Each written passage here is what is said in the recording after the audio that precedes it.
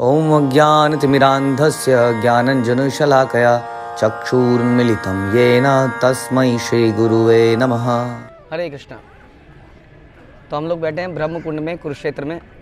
ये ब्रह्म कुंड वही जगह है जहाँ पर ब्रह्मा जी ने सृष्टि की रचना शुरू करी थी, जहाँ से तो उन्होंने इसी जगह से सृष्टि का क्रिएशन शुरू किया और इसमें इस कुंड का निर्माण स्वयं ब्रह्मा जी ने किया, ऐसा हम सुनते हैं।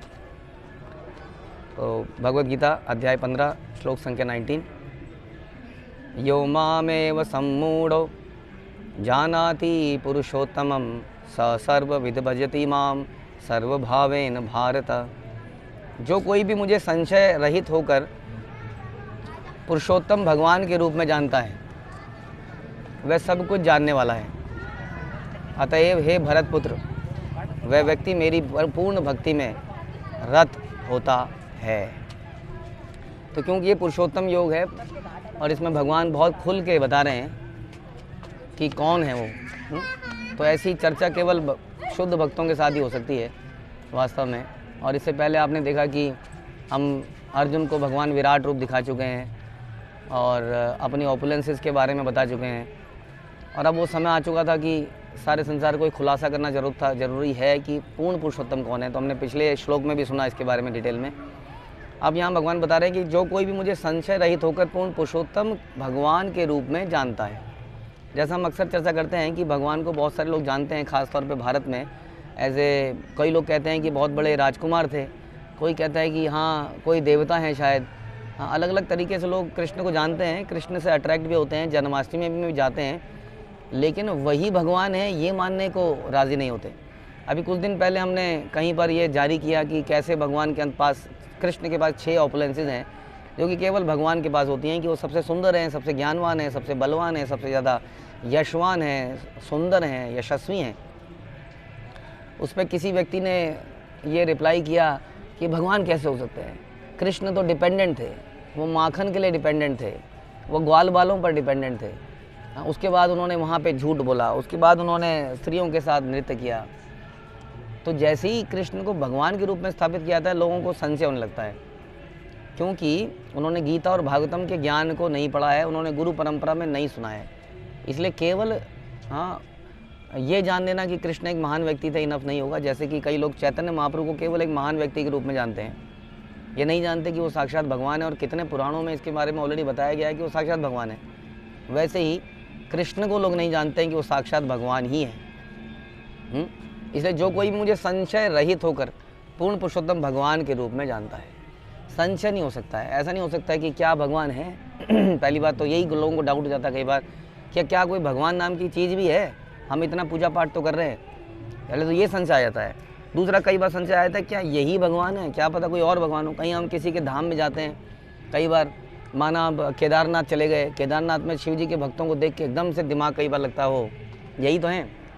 इसी तरह से कई बार हनुमान जी के धाम में किसी जगह में जाके आपको लगेगा वो यही तो हैं। तो हमारे अंदर संशय आ जाता है, हम प्रभावित हो जाते हैं। इसलिए जो व्यक्ति बहुत ज़्यादा उन्नत नहीं है, दृढ़ नहीं है भक्ति में, उसको भक्तों के संग में रहना चाहिए ताकि उसकी चेतना बची रहे, ताकि वो अपनी सद्भावना को बना के रखे, भगवान के प्रति उनका सरेंडर को बना के रखे।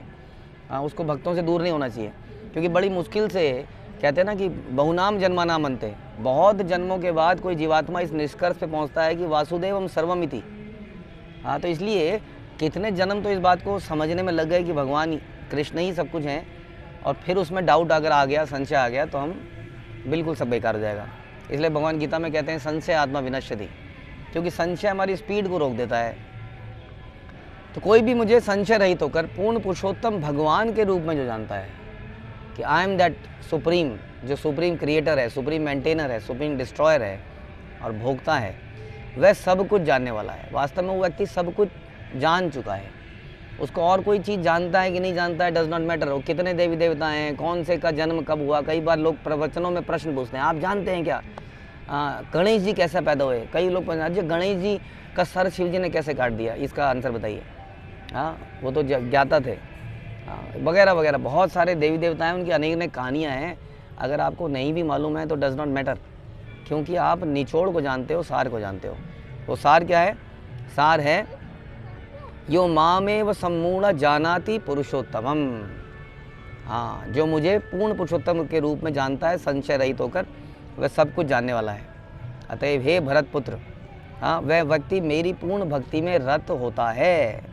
एक और लक्षण उसका ये है कि वो मेरी पूर्ण भक्ति में रत होता है, क्योंकि जब कोई व्यक्ति जान जाता है कि यही अल्टीमेटली मेरे पालन करता है, मेरे पिता हैं, मेरे सब कुछ यही हैं, तो क्यों नहीं उसकी वर्शिप करेगा, क्यों नहीं उनके गुणगान करेगा, क्यों नहीं उनकी सेवा करेगा। ये उसका लक्षण है। जो व्यक्ति कहता है कि मैं भी जानता हूँ कि हाँ कौन है, कृष्ण कौन है, लेकिन उनको भजता नहीं है, इसका मतलब वो जानता नहीं है। वो केवल बात बना रहा है, वो जानता नहीं है वास्तव में। क्योंकि भगवान के ऑपलेंस को जानने के बाद उनसे प्रेम ना करना, ये इट इज़ नॉट पॉसिबल। जब हम जान जाते हैं किसी व्यक्ति ने मेरे लिए क्या क्या किया है, मेरी लाइफ में उन्होंने क्या क्या इंटरफेयर किया है, मेरी लाइफ को कैसे बदला है, हाँ, जब तक हमें नहीं पता तब तक ओके है, लेकिन जिस दिन ये रियलाइज़ होता है, कई बार रियलाइज़ कराना पड़ता है ना। कई बार हमारे बच्चे जब बड़े हो रहे होते हैं, उन्हें महसूस नहीं हो रहा होता है कि माता पिता ने क्या क्या कष्ट झेला होगा, तो कई बार माता पिता भी याद दिलाते हैं कि तेरे लिए हमने ये किया था, है ना। जब हम थोड़े से बड़े हो जाते हैं तो हमें उस दिन आंसू आ जाते हैं, अच्छा आपने ऐसा किया था, अच्छा आपने ऐसा किया था, ओहो इतने कष्ट लिए थे। उसी तरह से हमें भगवान के बारे में सोचना चाहिए, हाँ, कि कैसे वो हमारे साथ हर जीव के अंदर, हमारे अंदर भी स्थित रहते हैं, हमेशा हमारे साथ चलते हैं, और हम उनको इग्नोर करते चलते हैं, फिर भी हमें कुछ नहीं बोलते हैं, हमें सब कुछ सप्लाई करते हैं। तो we should feel that gratitude, और जब वो ग्रेटिट्यूड हृदय में आता है, हाँ, तब धीरे धीरे प्रेम विकसित होता है, तब वो भगवान की सेवा करता है, पूजा करता है, भक्ति करता है। लेकिन पहला स्टेप ज्ञान होता है, ये जानना। ज्ञान का कौन सा प्रोसेस है? सिंपली ये जानना कि जैसे हमने बताया माता पिता ने क्या क्या किया, ये जान लेना ज्ञान है। और कोई ज्ञान की आवश्यकता नहीं होती है कि मेरे पिताजी की उंगली, छोटी उंगली कितने इंच बड़ी है, बड़ी उंगली कितने इंच बड़ी है। लोग इसी तरह के प्रश्न पूछते हैं प्रवचनों में बैठ के, हाँ, जो कि बड़े टेक्निकल होते हैं, nothing to do with the devotion and surrender. उसी तरह से यदि आप अपने पिता की उंगलियों के साइज़ के बारे में पूछेंगे, that is not a good question. We should ask कि पिताजी को पसंद क्या है, नापसंद क्या है, उन्होंने मेरे लिए क्या क्या किया है।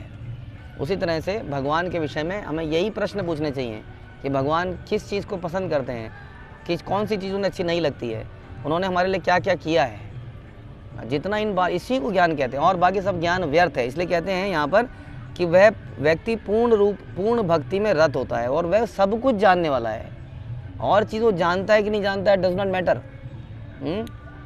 आपके बच्चे बहुत कुछ जानते हैं आज की डेट में, बहुत इन्फॉर्मेशन है उनके पास, बहुत नॉलेजेबल है, हाँ, 20 साल की उम्र में उनका पैकेज 1 करोड़ का हो गया है फॉर एग्जांपल।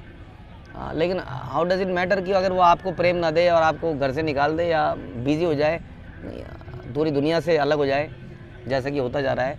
तो उसी तरीके से क्या फ़ायदा ऐसे ज्ञान का जब हम भगवान को ही नहीं जान पाए और उनकी सेवा नहीं कर पाए, उनकी भक्ति नहीं कर पाए। हम बहुत इंटेलिजेंट हो गए, हम बहुत बड़े व्यक्ति बन गए, हम बहुत पैसे वाले बन गए, लेकिन it is like ignoring the parents and the supreme father who is Krishna.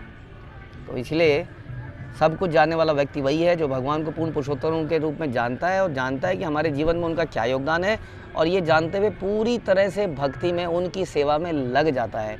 Otherwise वो कृतज्ञ व्यक्ति है, मौकाप्रस्त है, अपॉर्चुनिस्ट है, हाँ, जो कि केवल फ़ायदा उठाना जानता है। और वो मूर्ख है, वो ये नहीं जानता है वो कितना भी फ़ायदा उठा ले, अंत समय में वो मृत्यु होगी और सब कुछ छिन जाएगा। हाँ, वो मूर्ख है, वो अपना भला भी नहीं जानता है। इसलिए पूर्ण रूप से भक्ति में लगने वाला व्यक्ति को कहा जाता है कि वो सारा ज्ञान उसके पास है। यहाँ पे प्रभुपाद भी इसी को बता रहे हैं, बहुत अच्छे से बता रहे हैं कि यदि कोई कृष्ण भक्ति में लगा रहता है, तो उसे भगवान को जानने के लिए कोई और अन्य आध्यात्मिक विधि की आवश्यकता नहीं है। उसे कहीं मेडिटेशन में जाने की ज़रूरत नहीं है, उसे कोई आवश्यकता नहीं है कि शरीर में कितने चक्रास हैं, कौन सा कुंडलिनी चक्रा कौन सा है, और तूर्य अवस्था क्या है, ये सब जानने की ज़रूरत नहीं है उसको। यहाँ बता रहे कोई और आध्यात्मिक विधि को जानने की ज़रूरत ही नहीं है। भगवान की भक्ति करने के कारण वो पहले से ही लक्ष्य पर पहुँच चुका है, समझिए। कई लोग डायरेक्टली लक्ष्य पे पहुँच जाते हैं, कई लोगों के अंदर स्वाभाविक प्रेम वास्तव में वो डायरेक्टली पहुँचते नहीं हैं। क्यों? क्योंकि उन्होंने पिछले जन्मों में वो ज्ञान मार्ग हासिल कर लिया होगा, ज्ञान प्राप्त कर लिया होगा। इसलिए ऐसा लग रहा है कि कोई बच्चा है, उसके अंदर बचपन से ही भगवान के प्रति लव एंड अफेक्शन है, वो भगवान को ऑफर किए बिना कुछ खाता नहीं है, रोज़ भगवान को नतमस्तक करता है। कई लोग आते हैं हमारे पास, बताते हैं कि हमारा बच्चा थोड़ा अद्भुत सा है, उसे कृष्ण से लगाव है। हाँ, तो आप कहोगे कि इसको तो वो पहले से ही लक्ष्य पे पहुंच गया। नहीं, उसने पुराने जन्मों में ज़रूर भक्ति करी होगी, इसलिए कुछ और करने की अब आवश्यकता नहीं है। भगवान की भक्ति करने के कारण वो पहले ही लक्ष्य पे पहुँच गया है। वह ज्ञान की समस्त प्रारंभिक विधियों को पार कर चुका है। लेकिन यदि कोई लाखों जन्मों तक चिंतन करने पर भी इस लक्ष्य पर नहीं पहुंचता कि श्री कृष्ण ही भगवान है, उनकी शरण लेनी चाहिए, तो उसके सारे जन्म, अनेकों अनेक जन्म का चिंतन व्यर्थ हो जाता है। तो बहुत भाग्यशाली वो लोग हैं जो भगवान के नाम जप पा रहे हैं, जो भगवान की आरती कर पा रहे हैं, जो भगवान को प्रणाम कर पा रहे हैं, जो भगवान को भोग लगा पा रहे हैं। समझ लीजिए उन्होंने सब कुछ चिंतन, मनन, तप, यज्ञ सब कर लिया है। तो ऐसे लोगों को कॉन्ग्रेचुलेशंस। हरे कृष्ण। श्रील प्रभुपाद की जय, भगवद गीता की जय।